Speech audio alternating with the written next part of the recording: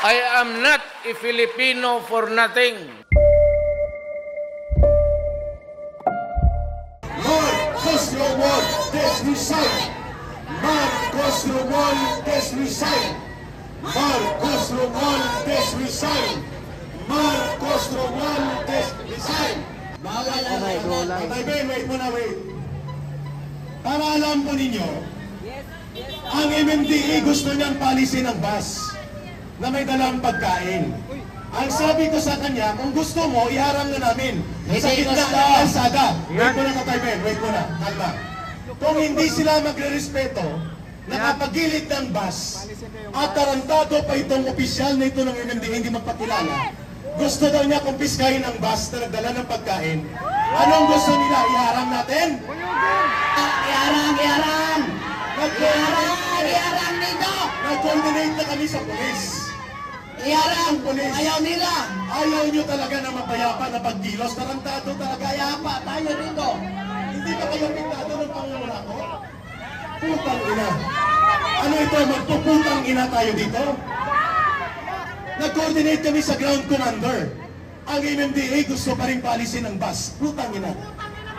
Palisin nyo si Marcos! Pailisin niyo! Marcos! Tarantado. Si Ano gusto nyo Marcos magkagulit ito? Mapayapa ang protesta na ito. Kinagatungan nyo na magkagulo. Gusto nyo i-occupy namin talaga ang kalsada. Sige! Hindi pwede yun. Makinig kayo. Ang sabi ng pulis, binibigyan kami ng lane na ito. Pero mamaya alauna, 30,000 ang tao dito. Yan. Ano ang ibig sabihin? Aristuhin nyo? Tarantado. Di ba? Alam nyo, Nag-coordinate kami. hindi kaya kayo. Ha? Kayo ang may pinakamalaking ghost project. Correct! Dito sa Metro Manila. Correct! Billion! 100 billion. Billion tao ninyo. Tapos, aharangan nyo ang protesta ng tao. Sweldo nyo galing sa taong bayan. Nahihirapan niya kayo, kaya nga kayo nangungurakot. Kaya nga kayo nangungurakot eh. Kaya nahihirapan kayo. Itong laban na to, para sa inyo. Tapos kami ang inyong ipitin. Nag-coordinate kami sa polis. Sabihin nyo, putang ina nyo MMDA, magnanakaw kayo ng flood control. O yun lang gusto nyo marinig? Dito sa Quezon City, hinaldas nyo ang bilyon-bilyon na bondo. Makikiusap kami. Maayos ang pakiusap namin. Kaya, re-respetuhin natin ang batas. We will follow the orders and coordination of the ground commander ng Philippine National Police. Hindi namin kalaban ang MMDA na mga empleyado. Pero ang namumuno sa inyo, bulok at magnanakaw. Ang flood control ninyo ay bilyon-bilyon. Kaya napipilitan ng MMDA dumiskarte sa lansangan. Naintindihan natin yon, pero hindi natin yan tinotolerate. Kaya wag na kayong magpapogi pa kay Marcos. Putang ina, iharang namin ang dalawang bus. Ano gusto nyo? Iharang na namin ngayon ang bus? Huwag kayong mag-provoke, MMDA! Huwag kayong mag-provoke ng gulo! Huwag kayong mag-provoke ng gulo! Mapayapa yung rally na to! Huwag kayong mag-provoke, MMDA! Huwag kayong mag-provoke! Tahimik! At mapayapa ang rally na to! Kaya huwag kayong mag-provoke, MMDA! Gulo yung hinahanap nyo! Gulo! Gustong makialam. Iwasan nyo ang MMDA! Gulo yung hinahanap nyo! Okay? Kumalma tayo. Tahimik ang aming pagrarally! Okay, fire! Tatay Ben, thank you. Councilor Rani and Pam, salamat ha. Hindi alis ang bus. Stay put. Ang mga pagkain doon sa dulo ng galeriya, pagkain po yan galing kay Governor Chavit Singson. Ang putang ina, sabi niya, wala akong pakialam kung si Chavit Singson yan. Alisin mo yan. Sabi ko, tarantado ka ba? Gusto mo ipagitna namin ng bus? Ulokoy. Walang hiya talaga. Anyway, kalma na tayo. Kalma. Kalma, baby. Kalma. Baby, kalma. Okay? Yes, kalma lang. Kalma, baby. Huwag kayong magpa-provoke dyan sa NMDA na yan. Tatay Ben, Pira, thank you so much. Mga kasama kong mga Pilipino na nakikinig ngayon sa buong Pilipinas, ito na ang panahon, ito na ang paniningil sa 3 taon na nagnakaw ang mga buhaya sa Malacanang, sa Kongreso at sa Executive Department. Buwis natin ang kanilang ninakaw. Buwis natin. Ninakaw nila ang ating buwis sa pamumuno na walang kwentang tao, sa pamumuno na walang kwentang presidente. Hindi ka niya alam kung anong problema sa Pilipinas, anong problema ng ordinaryong tao. Panahon na! Ito po, ngayon ay September 21. Nagdeklara po ng martial law ang kanyang ama. Ano ang ginawa sa diktador? Ninakaw ang kaban ng bayan ng mga Pilipino. Tinago sa ibang bansa. Kahit yung mga cronies ni Marcos noon nagnakaw. Pati yung mga political allies ng mga Marcos nagnakaw. Ngayon, nandito, bumalik ang pamilyang Marcos nang nakaw din ang anak. Hindi ba tayo magagalit sa mga pamilyang Marcos Romualdez na sila ang nagnakaw sa kaban ng bayan? Hindi ba tayo nagalit? Sigaw! Magalit ba kayo sa mga nagnakaw na Marcos? May sinabi, nakahilo na. Magalit tayo!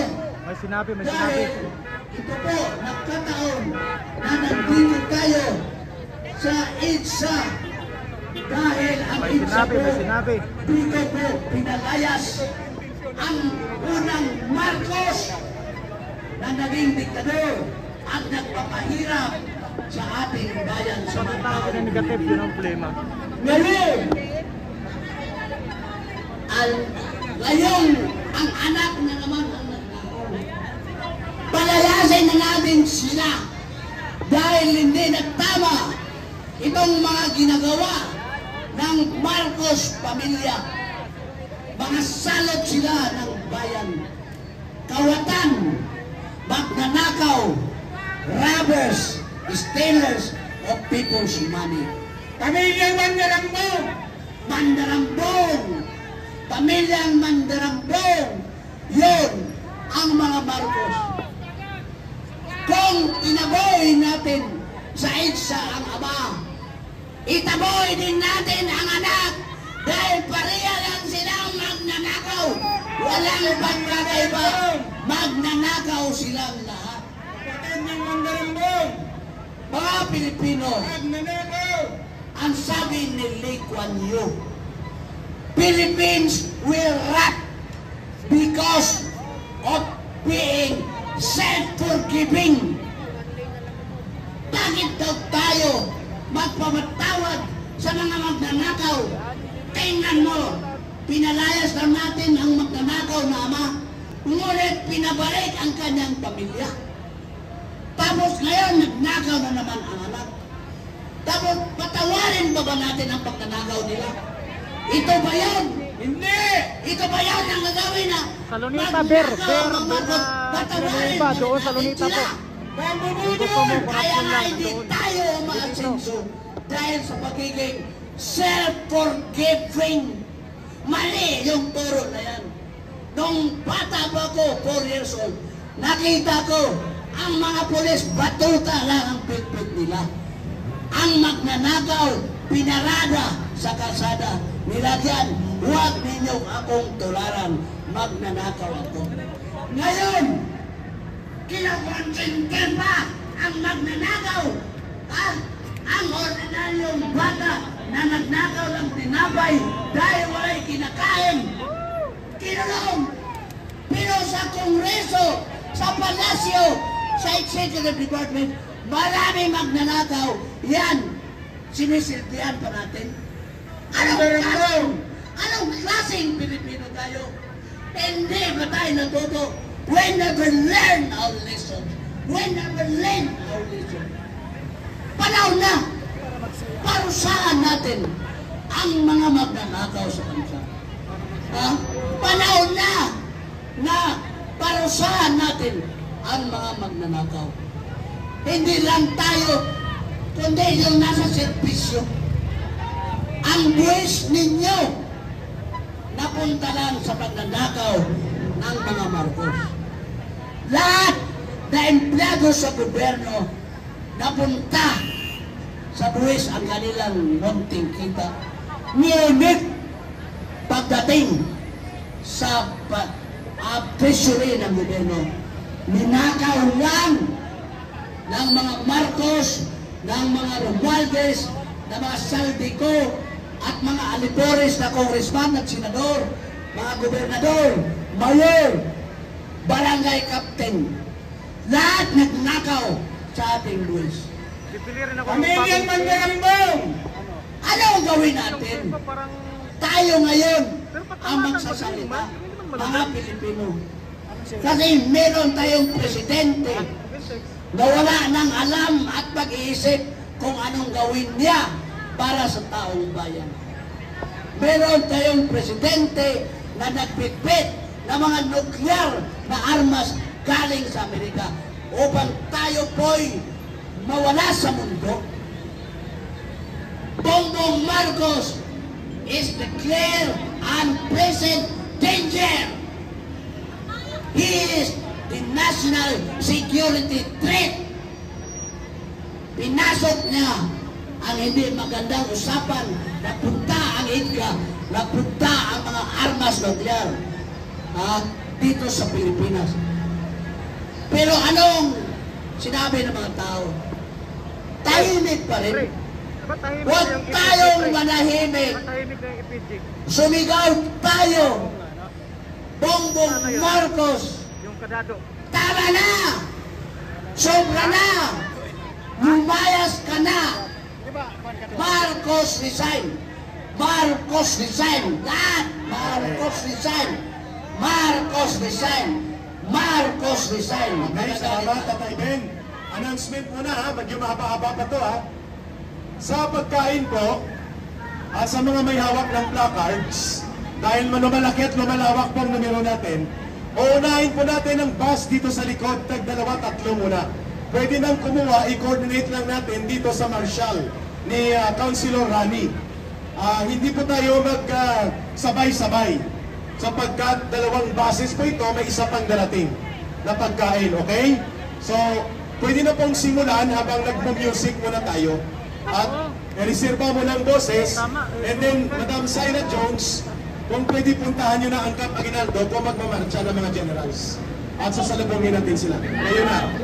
Ayan. Salubong na. So may mga retired generals na nakiko-coordinate mula sa Gate 6 ng Camp Aguinaldo. Sasalubungin nila tayo. Okay, wait lang, Bisek, wait mo na. Instruction. Andun sila? Huwag po tayong magdagsaan. Dala-dalawa, tatlo, pwede nang kumuha dito mula sa likod ni Ka Eric. Sino? Okay? Start na po. Pwede nang pumunta para kumuha ng lugaw na masarap. Okay? Ang sa liwasan Music, pala. Sino? mga kababayan. Sa kasulatan, ayon sa mga